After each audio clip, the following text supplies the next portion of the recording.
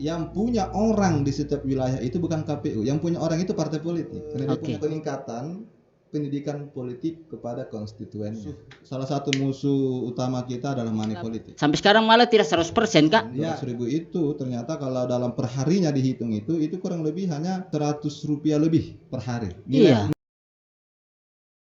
Cek 1212. Oke. Dari pelaksanaan sebelumnya ada pengalaman untuk menutup pintu-pintu adanya politik praktis. Ya.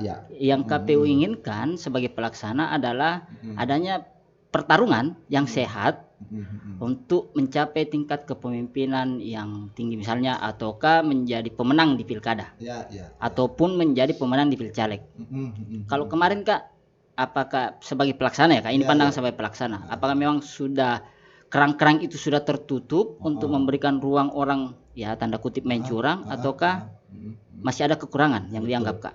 Pengalaman kita yang baru-baru berpilkada ini tahun 2020, iya, karena anggapan orang biasanya terdapat kecurangan di TPS, iya, karena atau penggelembungan suara gitu. Selalu ada gugatan ini. Ada image itu ya, bahwa ada kemungkinan untuk mencurang di TPS dengan cara menambah suaranya orang atau mengurangi suaranya orang. Ataukah KPU ini berpihak lah?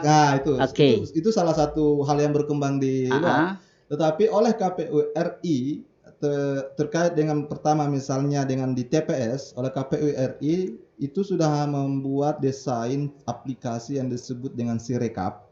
Nah, Sirekap ini itu acuannya adalah hasil foto C1 plano oleh TPS yang akan langsung terkirim ke KPU RI melalui KPU Kabupaten Kota.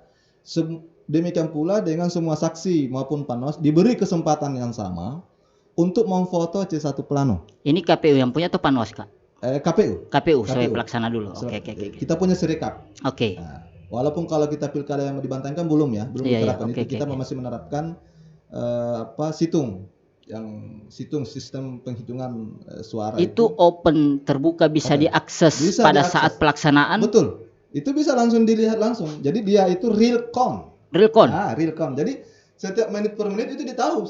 Yang penting masuk di webnya KPU. Dan ada C1 ditampilkan. Yang ditampilkan di situ adalah hasil rekap scan dari C1 plano oleh TPS. Yang mengupload itu dari TPS ke, jadi diupload di aplikasi. Nah, aplikasi kan langsung connect ke KPU RI. Oke. Pas setelah dihitung ini setelah dihitung langsung pak. Jadi ketika di foto gitu ya, langsung itu otomatis masuk di aplikasi. Oke. Ketika masuk di aplikasi, semua orang bisa melihatnya. Oke. Kalau kemarin kan ini dianggap. Oke, saya ke Pilpres dulu, Kak ya. Kemarin yang realcon itu yang informasi yang hasil perhitungan suara itu dianggap sampai sekarang malah tidak 100%, Kak. Iya. Sampai sekarang tidak 100% itu. Betul. Itu dianggap saya kalau bilang gagal lah mungkin. Karena sampai sekarang tidak 100% di situ hasil perolehan. Iya. Nah, ini kan aplikasi gitu ya. Ini berbeda ya dengan itu, Kak? Berbeda. Jadi kalau dulu itu namanya situng. Ya, situng. Nah, ini Sirekap nih. Namanya Sirekap, di mana itu update terus. Oke. Kalau dulu situng itu kan melalui KPU Kabupaten Kota dulu. Di KPU Kabupaten Kota di scan. Nah, tapi yang Sirekap ini itu langsung di tempat di TPS. Kalau untuk menampung aspirasi orang ketika ada kecurangan gimana? Tentu pertama ranahnya ke Bawaslu. Kalau melaporkan ke KPU enggak bisa? Ke KPU boleh. Jadi tapi lewat aplikasi ada? Belum. Belum. Misalnya hal-hal yang dianggap ada kecurangan itu belum di. Oke. Paling tidak yang ada ini yang sementara menjadi inovasi mungkin ya, Kak? Ya. Adalah aplikasi Sirekap itu, yang untuk memudahkan orang mengakses perkembangan. Betul. Up to date, mau tiap menit, tiap detik itu bisa diakses. Ditempurangin bisa. Ya, persentasenya itu naik terus. Walaupun ya namanya ini karena baru pertama diterapkan kemarin tentu masih banyak hal-hal kendala misalnya jaringan. Nah, itu masih. Tapi saya yakin ini akan terus dikembangkan untuk pelaksanaan pemilu maupun pada pilkada berikutnya. Sirekap. Sekarang itu tadi untuk mengakses hasil. Yes. Pada saat pelaksanaan, Kak, untuk menutup ruang-ruang adanya politik praktis atau politik uang. Politik uang ya. Nah ya. Karena itulah politik uang itu hanya satu yang pengobatannya. Bukan hanya satu maksud saya.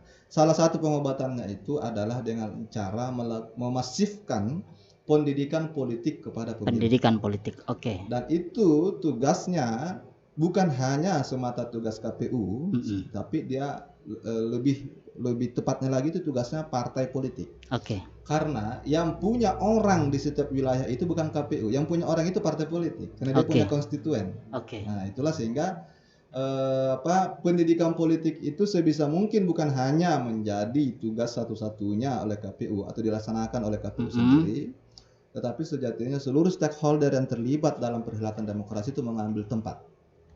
Itu ya. Dia mengambil tempat untuk melakukan pencerdasan. Ada korek gak sambil merokok nggak apa-apa? Bapak ini ahli hisab juga. Siap.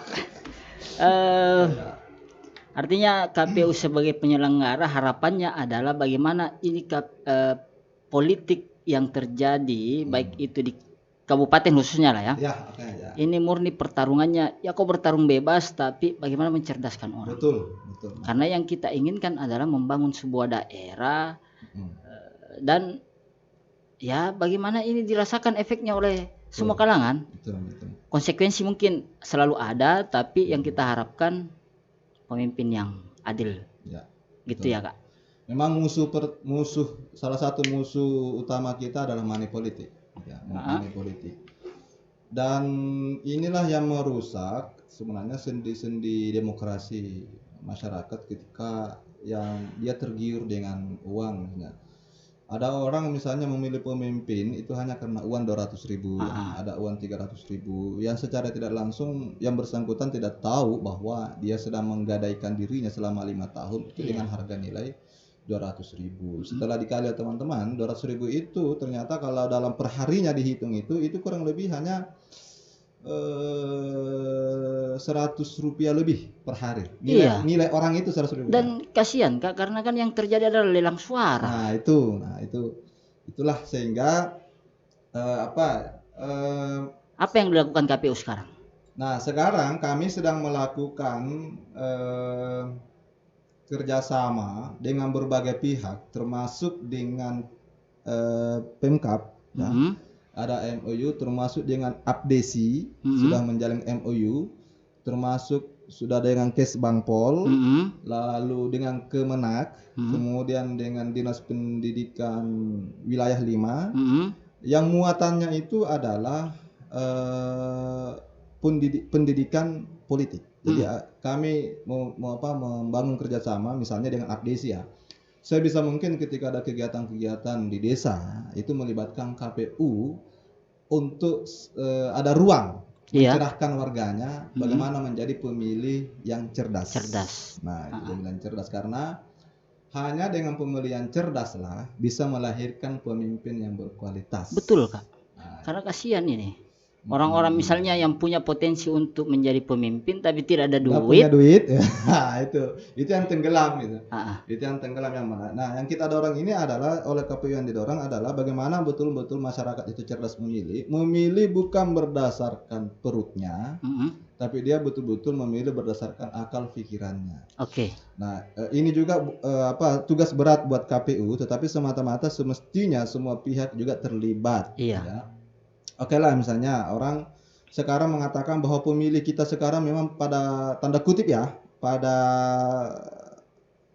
bodoh gitu. Okay. Karena menggantungkan pilihannya itu kepada uang. Nah, menurut saya pendidikan politik itu penting kepada pemilih. Tapi sejatinya juga oleh aktor politik itu juga penting pendidikan politik. Ya, harusnya partai politik yang lebih terlibat ini. Jangan sampai ada aktor-aktor politik itu yang mengajarkan hal yang begitu kepada pemilih. Nah, mengandalkan uang gitu. Nah, biasanya aktor-aktor politik yang mengandalkan uang itu biasanya aktor-aktor politik yang tidak percaya diri dengan kapasitas dirinya. Kalau dari segi aturan main untuk si pemain ini untuk yang menjadi kandidat pemain ini semua ini misalnya ke partai politik kerjasama apa yang dibangun dengan kita berkomunikasi dengan Kesbangpol. Ya, jadi Kesbangpol itu adalah salah satu instansi yang juga punya leading sektor kepada partai politik. Kan sekarang partai politik yang punya kursi itu kan ada dapat dana parpol ya. Ada hibah. Dengan harapan kita dana-dana hibah tadi itu tidak semata-mata habis di biaya operasionalnya partai semata, tetapi juga dimanfaatkan untuk peningkatan pendidikan politik kepada konstituennya. Kak, saya mau tanya dulu nih Kak, berapa persen pemilih pemula ini besaran di Kabupaten Bantaeng? Saya tidak hafal betul ya. Tapi kira-kira diperkirakan. Tapi dia punya pengaruh yang besar. Jadi, sekitar 30%?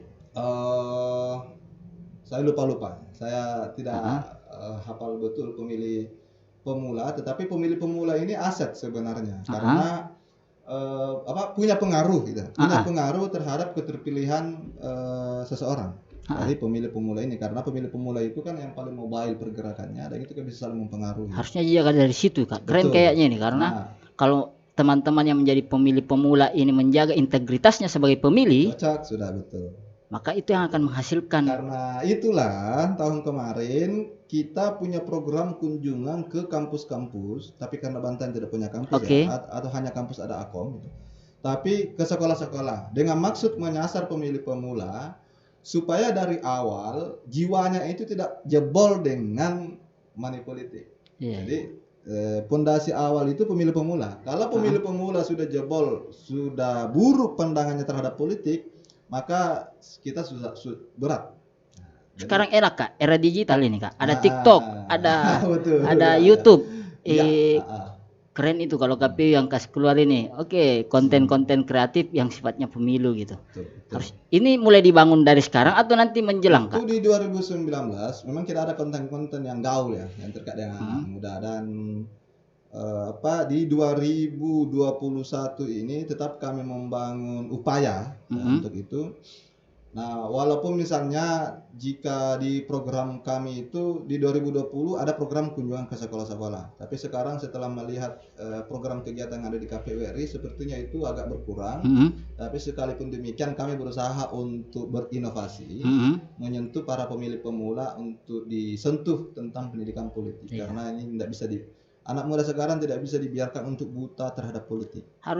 Dia harus cerdas. Tidak boleh gagap politik Kak. Karena kan semua ruang ini banyak diisi pemuda Kak. Termasuk di DPR, ruang pemuda banyak sekali nih. Betul. Ada beberapa anggota dewan di Bantaeng ini yang dari bukan hanya anggota dewan, beberapa kepala desa juga banyak. Itu keren, tanda bahwa anak muda kita itu punya ruang yang seluas-luasnya sebenarnya untuk mengekspresikan diri di dalam dunia politik. Makanya dari sekarang kita berharap anak muda itu tidak gagal paham terhadap politik. Dan sampai ada image ya bahwa politik itu kotor, politik itu busuk.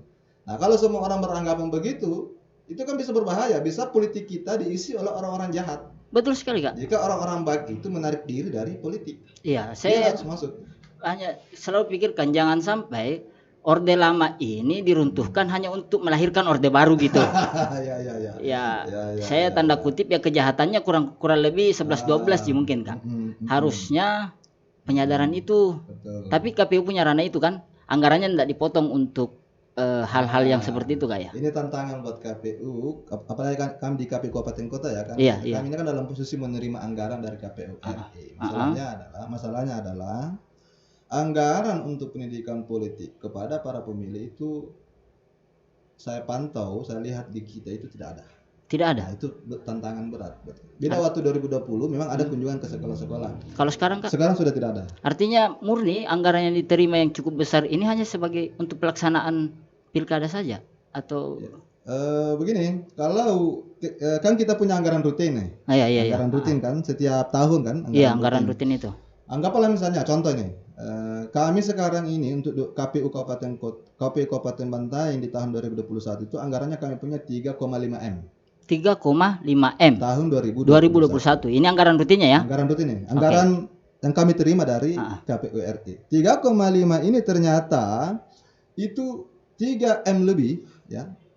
Itu hanya biaya rutin keseharian, misalnya gaji pegawai gitu ya. Wow, cukup besar itu. Sementara untuk kegiatan yang sifatnya menyentuh ke eksternal itu sangat minim. Nah, itu beratnya di situ kita di KPU. Beda kalau misalnya pilkada atau masuk tahapan. Iya. Itu memang ada fokus di kegiatan-kegiatan yang bersifat sosialisasi. Tapi kalau tidak ada tahapan, nah itu beratnya. Anggaran sosialisasi 90% itu terpotong. Iya, saya agak lebih sedikit agak tidak apa-apa nakal-nakal sedikit ini bicara, Kak. Ya. Ya kalau begini jadi Kak, ya kenapa enggak itu aja ya sifatnya. Nah, ya.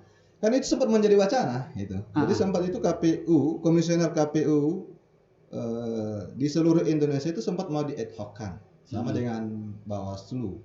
Dan mungkin saja ini termuat di dalam, bisa saja begitu ya. Ini bisa kalau jadi dibahas ini RUU Pemilu, mungkin juga akan membahas begitu-begitu. Bisa saja. Nah, terbuka untuk itu. Semua hal di RUU Pemilu kalau jadi ini dibahas, maka semua aturan-aturan itu bisa berbalik 180 derajat dari sebelum-sebelumnya. Contoh yang paling sederhana misalnya di draftnya itu kan di salah satu draftnya itu menyebutkan bahwa komisioner KPU kabupaten kota itu juga memperhatikan keterwakilan dari partai politik. Itu baru draft ya. Oke. Nah, itu kan bisa berubah. Yang selama ini kan orang KPU tidak bisa orang parpol. Nah, ini tapi itu baru draft. Wow, berarti memberikan ruang bahwa orang parpol juga bisa terlibat sebagai pelaksana. Dan itu kan sempat terjadi di tahun 1900 pasca reformasi. Itu kan beberapa partai politik masuk menjadi penyelenggara di awal-awal. Nah, itu. Nah, makanya ini menjadi diskusi yang alot di Senayan terkait dengan RUU Pemilu ini karena banyak regulasi-regulasi yang sebelumnya itu dianggap tidak pernah terbayangkan gitu ya itu kemudian disinggung di RUU Pemilu ini. Termasuk nanti misalnya ada wacana keserentakan pemilu itu misalnya di bupati ya, itu gabung dengan DPRD kabupaten, gabung dengan gubernur, gabung dengan DPRD provinsi. Itu satu paket. Sepaket yang lain yang disebut dengan pemilu nasional itu juga presiden, DPD, DPR. Kedua. Jadi ini pemilu nasional, ini pemilu lokal. Oke, saya potong sedikit Kak. Berarti kalau seperti ini kondisinya KPU siap? Apapun yang diputuskan oleh undang-undang, KPU pasti siap. Apapun keputusannya undang-undang. Apakah ada pemilu nasional, apakah ada pemilu daerah, apakah di 2022, apakah 2023 atau 2024, KPU pasti siap. Karena semua perangkat-perangkatnya itu selalu tersedia. Oke. Tentu harapannya kalau kita penyelenggara harapannya penetapan RUU Pemilu kalau memang jadi diputuskan dibahas itu supaya bisa lebih cepat. Kita bisa bayangkan ya, Bung Ai, tahun 2019 itu Undang-Undang tentang Pemilu 2019 itu nanti diputuskan sah 1 hari menjelang masuk tahapan pemilu. Itu beratnya tuh kata penyelenggara. Sehingga apa? Kita tidak punya KPU RI ya, agak kesulitan misalnya begitu ya. Ada sedikit waktu yang sempit untuk bisa menerbitkan peraturan-peraturan KPU lebih teknis untuk diturunkan kepada KPU. Jadi dari KPU RI itu berharap kalau misalnya RUU Pemilu jadi dibahas, jangan diperlambat ya. Oke. Supaya ketika cepat disahkan, maka KPU RI itu cepat atau bisa lebih cermat membuat peraturan KPU ya lebih teknis karena kan mengacu ke undang-undang. Tapi kalau terlambat itu kan bisa berat juga dari segi perekrutan struktur mulai tingkat kecamatan sampai desa sudah siap sekarang Kak? Maksudnya akan ada perekrutan lagi atau gimana? Ada lagi. Jadi ada lagi perekrutan nanti. Itu yang agak kelabakan jadi nanti Kak. Itu akan diatur tahapannya. Nah, jadi tahapannya itu tetap diatur sedemikian rupa. Kan biasanya itu pemilu ya itu 1 tahun sebelumnya itu sudah masuk tahapan. Taruhlah misalnya yang 2019 ya kemarin itu tahapannya kan bahkan ada yang sudah jalan 2017. Gitu ya. Jadi undang-undang pemilu itu biasanya 1 tahun bahkan hampir 2 tahun sebelumnya itu baru masuk hari H. Misalnya kemarin yang undang-undang 2019 kan? Pemilu 2019 itu kan disahkan kalau tidak salah itu undang-undangnya di Agustus 2017. Berarti ruangnya agak lebih longgar nih. Belum di 2017 di Agustus itu besoknya itu sudah masuk tahapan. Sudah diatur tahapan. Jadi tahapan misalnya verifikasi parpol dulu ya. Perekrutan ad hoc, pemutahiran data pemilih gitu. Jadi artinya bahwa sebisa mungkin lah 3 tahun sebelumnya kita Mhm. berharap begitu ya, Iya, iya. undang-undang itu sudah sah.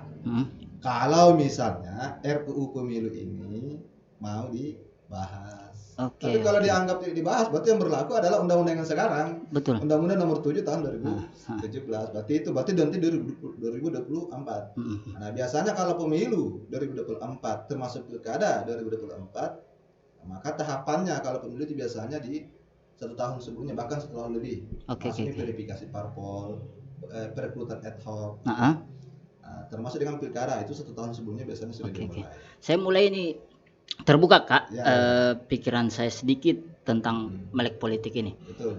Dan memang yang menjadi tanggung jawab KPU ini sebagai penyelenggara ya bagaimana menyelenggarakan pertarungan yang sehat. Betul. Yang menjadi beban Ya, untuk ya. mencerdaskan orang-orang ini adalah partai politik harusnya. Betul. Ya, karena mereka yang punya orang. Iya, mereka yang punya mau konstituen. dan mereka yang mau menangin ya. Menang. Mereka yang mau menang. Gitu. Iya. Itu memang karena itu makanya saya bilang tadi jangan bertumpu semata-mata kepada KPU. Betul. Karena KPU ini tersiksa di pelaksanaan. Betul.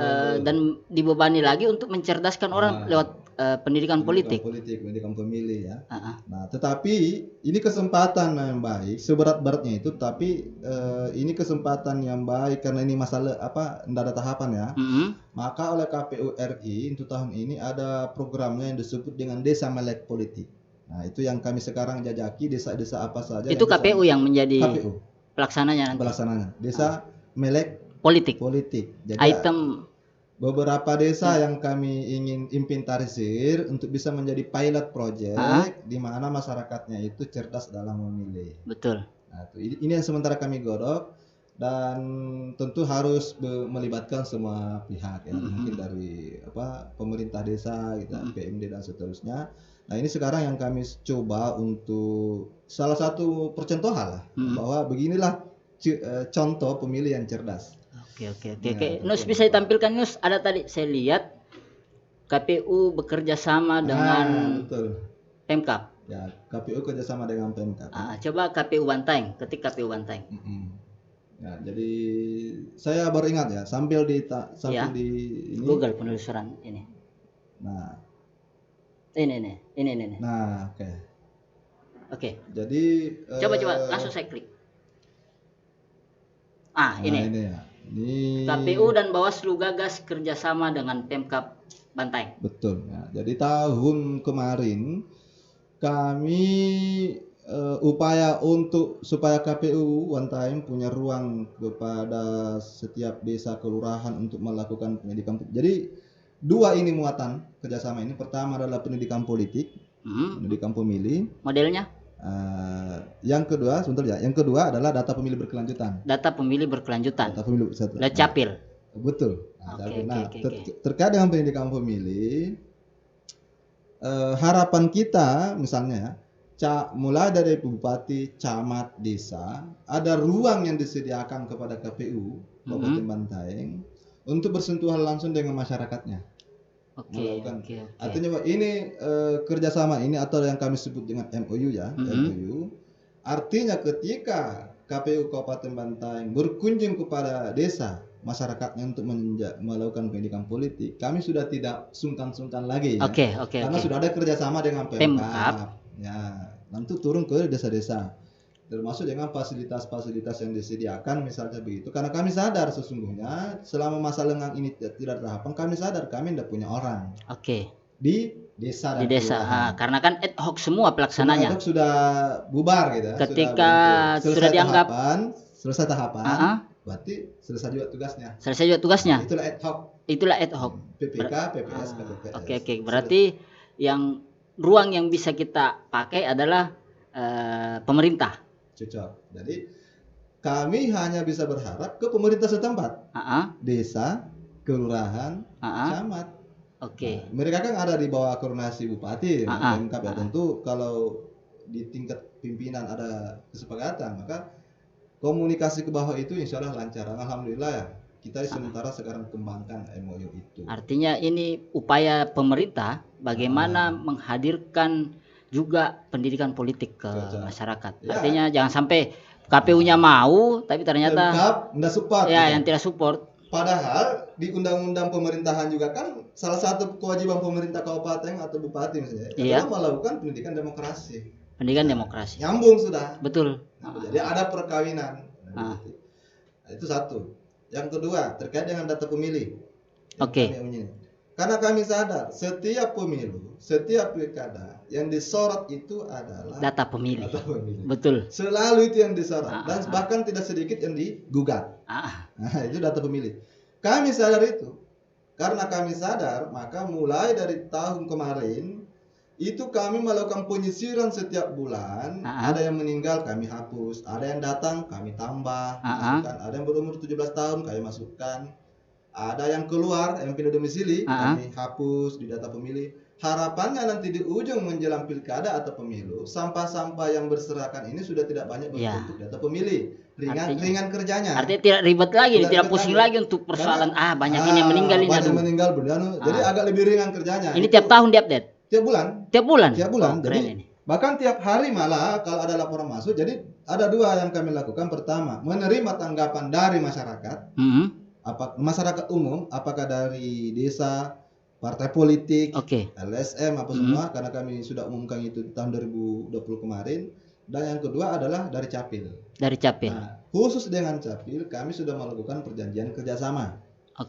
Bahwa semua data-data yang terkait dengan mutasi-mutasi penduduk sebisa mungkin juga kami bisa mengakses. Supaya kami juga bersihkan dari sekarang nih. Yang meninggal sudah bisa dihapus, yang keluar dari bantayan dihapus, yang datang dikasih masuk. Dan setiap bulan itu kami pelonokan. Kami pelonokan dengan mengundang Bawaslu. Kemudian mengundang partai politik biasanya. Kami mengundang juga di Capil untuk menyampaikan bahwa sekarang jumlah pemilih kita sekian. Nah itu jadi kita sampaikan ke peserta rapat bahwa sekianlah pemilih kita berdasarkan hasil pemutahiran. Tetapi ini masih banyak kendala. Bung Ai. Pertama mungkin kendalanya karena datanya tidak satu mungkin. Salah satunya itu. Jadi misalnya kan salah satu keluhan kita misalnya begitu ya, ketika menerima DP 4 pertama kali pemilu atau pilkada kemarin itu masih banyak warga yang meninggal masih tercatat. Ternyata oleh pihak Capil itu kan tidak berani juga mengeluarkan bahwa ini sudah meninggal kalau tidak ada yang melapor. Tidak ada melapor. Apakah warga itu melapor ke pemerintah desanya atau ke Capil? Itu Capil tidak berani mengatakan bahwa ini sudah meninggal. Harusnya kan kalau misalnya ada yang meninggal ini Kak, harusnya kan dari desanya sudah update duluan ini Kak. Tanpa harus melaporkan harus pemerintah desa sudah tahu. Warganya ada yang meninggal. Seandainya datanya jelas ini keren. Jadi misalnya ketika meninggal, masalahnya kan ketika dilapor kita butuh NIK-nya. NIK betul. Kita butuh nomor KK-nya karena itu harus diinput. Nah, alhamdulillah di tahun kemarin itu beberapa desa itu sudah melapor ke kami. Sudah. Ini yang meninggal. Melapor ke KPU juga. Dan melapor ke Capil gitu. Jadi semua. Nah, kita punya format tanggapan masyarakat. Jadi misalnya ada yang meninggal, ada format yang diisi lengkap dengan nick-nya, alamatnya, NKK-nya, status kawinnya dan seterusnya. Itu kami berharap itu bisa direspon oleh pemerintah desa. Harapannya itu bisa terupdate setiap bulan. Nah, itu pula sehingga kami tuangkan dalam di MOU dengan Abdesi. Nah, termasuk Abdesi kami buat MOU.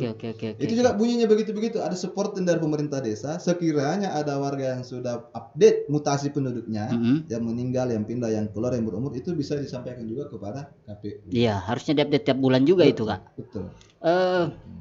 Kemarin ada ada sedikit lucu sih pernyataan-pernyataan dari teman masyarakat luas nih. Kalau mau pemilihan orang meninggal atau orang gila ada semua datanya. Pas mau datang bantuan alasan pemerintah data kami tidak ada gitu. Gimana dengan itu Kak? Yang data yang meninggal maksudnya ya? Orang meninggal atau orang gila gitu. Kemarin orang gila bisa memilih Kak ya? Nah ya, ini memang sempat menjadi wacana. Jadi kami tidak membahasakannya orang gila ya. Iya tanda kutip Kak ya. Tapi orang yang kesadarannya mungkin disabilitas mental gitu. Oh ya disabilitas mental. Oke saya pernah undang sini Kak. Oke maaf ini Kak yang pernah kesini saya. Nah misalnya begini. Ini kan memang disorot KPU ya. Tanda kutip misalnya ada yang ngomong ini KPU orang gila di daftar. Iya. Gitu. Sebenarnya ini adalah upaya untuk menyelamatkan terdaftar dulu nih dalam daftar pemilih. Soal nanti penggunaan hak pilihnya itu urusan belakangan. Tapi kita ingin selamatkan dulu supaya dia didaftar ke dalam daftar pemilih. Tapi kan apakah bisa langsung menggunakan pada hari H bisa menggunakan hak pilihnya? Itu belum tentu. Tentu lihat di kondisinya. Kenapa kami daftar? Misalnya itu. Siapa yang bisa jamin jika menjelang hari H dia sadar? Betul. Gitu ya? Dia apa yang awalnya dianggap gitu. Tapi dengan hidayah dari pencipta gitu. Lalu dia sadar. Tiba-tiba dia sadar. Kan dari yang jamin. Nah, ini untuk anunya Kak ya. Sisi positifnya. Jadi kita selamatkan saja dulu dia. Hak pilihnya, itu dia punya hak untuk hidup di Indonesia. Oke. Daftar saja dulu. Nah, nanti di penggunaan hak pilihnya itu nanti dilihat apakah dia bisa atau tidak. Oke. Jadi kalau misalnya dokter mengatakan sehat, ya sudah dia memilih. Tapi kalau tidak ya pasti tidak bisa. Itu sisi positifnya. Negatifnya Kak, ini bisa saja dimanfaatkan oleh oknum-oknum yang tidak bertanggung jawab. Itu. Maka dari itu ada namanya kan kita wajib membawa identitas ya. Salah satunya itu adalah C6 dengan KTP atau KK. Itu sebagai bukti. Nah, ketika sampai di TPS, yang ada di situ itu kan bukan hanya kalau orang lain yang bawa ya. Nah, itu kan pasti ada pengawas TPS, ada saksi kan. Ada KPPS 7 tambah 2 Dinmas. Pasti kalau ada orang lain misalnya yang menyalahgunakan nama ini pasti ketahuan. Pasti ketahuan. Artinya pasti kan ada upaya juga ini Kak untuk menjaga kredibilitas KPU ini. Bagaimana orang mau datang memilih? Karena kan ada juga orang yang mau memilih deh. Biar bagaimana sebentar ditanya pemenangnya jangan mau. Betul itu tantangan. Ini upaya apa yang dilakukan KPU Kak untuk menjaga kredibilitas KPU? Apakah peraturannya ini sudah Mi atau? Ya namanya peraturan itu selalu dia kontekstual. Betul. Dia selalu melihat perkembangan situasi dan kondisi. Termasuk undang-undang ya, undang-undang juga. Walaupun misalnya ada kritikan, misalnya undang-undang itu kan semestinya jangan terlalu cepat dirubah ya, karena dia itu ditaksir 10 sampai 15 tahun berlakunya. Tapi kalau peraturan KPU itu kan ejauhan tahan dari undang-undang. Nah, inilah yang menyesuaikan teknis di lapangan. Termasuk misalnya begini, kenapa ada orang jarang tidak mau pergi memilih? Karena ya namanya hak politik. Bukan kewajiban politik. Beda kalau kewajiban wajib dilaksanakan, dan kalau tidak dia pergi maka ada sanksi. Nah, betul. Makanya ini bahasanya adalah hak politik. Karena dia adalah hak, maka dia melekat di tubuh orang itu. Andaikan dia kewajiban politik, maka KPU tidak usah bersosialisasi untuk pergi mencoblos. Karena dia hak politik, maka sosialisasi harus kencang kepada orang ini supaya dia manfaatkan ini hak politiknya. Mengapa? Karena one vote, gitu. Satu suara, satu pilihan. Nah, gitu. One vote, one voice, gitu. Jadi satu. Nah, mengapa? Karena begini. Biasa orang mengatakan jangan pergi memilih karena yang terpilih juga belum tentu memperhatikan kita. Betul. Apatis. Cek cuek. Padahal dia tidak sadar, masyarakat ini tidak sadar sesungguhnya. Ketika dia tidak pergi memilih, maka seolah-olah dia membiarkan negara ini diurus oleh orang-orang yang cuek pula kepada rakyatnya. Betul. Jadi saya selalu sosialisasikan kepada semua orang untuk berpartisipasi di politik. Golput itu bukan pilihan. Karena ketika orang golput, maka konsekuensinya adalah resikonya mau baik orang yang terpilih atau tidak baik, ya tidak ada urusanmu karena kau tidak mau memilih gitu. Jadi dia tidak punya hak untuk menuntut apa-apa. Iya. Beda kalau dia memilih, ketika ada pemimpin yang terpilih, dia berhak untuk mengkritik. Oke, Bisa, oke, karena oke. dia menyalurkan haknya. Iya. Tapi kalau golput, anggaplah orang ini yang menganggap dirinya orang cerdas, tapi dia Oke. golput. Heeh. Kalau begitu orang cerdas ini semua pada golput, berarti bisa diasumsikan kalau begitu orang-orang yang tidak cerdas yang pergi memilih, berarti pemimpinnya juga yang tidak berkualitas. Oke, Karena oke. dibiarkan negara ini pemimpinnya dipilih oleh orang-orang yang tidak cerdas. Yang tidak cerdas. Oke, upaya yang dilakukan KPU untuk bekerja sama dengan peserta pemilu gimana, Kak? Kita selalu membangun komunikasi, bahkan mengundang rapat. Ya. Tapi greget ji peserta pemilu yang membangun kerjasama. Nah ini juga tantangan berat sebenarnya ya, karena biasanya kalau tidak ada tahapan ya, berbeda suasana intensitas pertemuan juga ya. Misalnya sama sekarang, tapi persuratan kepada partai politik terkait dengan supaya memberikan masukan atau tanggapan ya. Walaupun di 2021 kan belum kita bersurat, tapi kita pernah mengundang rapat supaya ada supportnya, termasuk dengan data pemilih, tolong ada warga yang meninggal tolong dilapor begitu, termasuk pendidikan politik. Bahkan kita mencoba menjajaki misalnya dana bantuan parpol itu ya, untuk kegiatan pendidikan politik. Sekian persen ini bisa dikerjasamakan KPU untuk kami tidak dalam posisi untuk mengatakan kita kerjasama itu, tapi posisinya kapanpun kami siap untuk diundang oleh partai politik melakukan pendidikan politik. Tidak bisa dituangkan di MOU itu, Kak? Ya begitu-begitu. Supaya pemerintah inilah dana politikmu dihibahkan, tapi ada keterlibatan pelaksana di situ nanti untuk pendidikan politik. Secara teknis tentu itu bukan ranah kami ya, tentu itu kan Kesbangpol yang ranahnya Kesbangpol. Dan memang kan ada aturannya sekian persen untuk personal partai ya, sekian persen untuk kegiatan. Artinya KPU tidak punya hak untuk mengganggu itu. Tidak bisa. Itu bahkan bisa melanggar, bisa kode etik itu kena. Tapi harapan kita kegiatan-kegiatan pendidikan politik oleh partai politik ini kalau bisa misalnya KPU Kabupaten Bantaeng siap diundang untuk memberikan bagaimana politik yang baik, politik yang cerdas.